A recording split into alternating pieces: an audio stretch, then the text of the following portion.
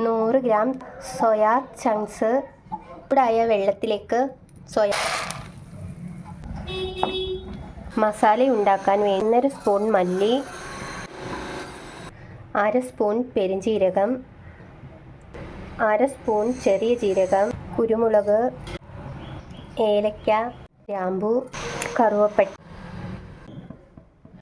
വറ്റൽമുളക് ഇതെല്ലാം കൂടി വറുത്ത് പൊടിച്ചെടുക്കാം.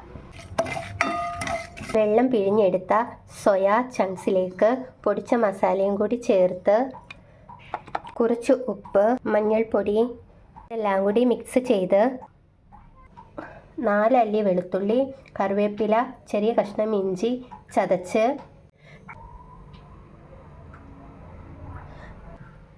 അരിഞ്ഞ ഉള്ളി, തക്കാളി ചെറുതായി അരിഞ്ഞത്, കടുക് പൊട്ടിയതിലേക്ക് തേങ്ങ ചതച്ചത്,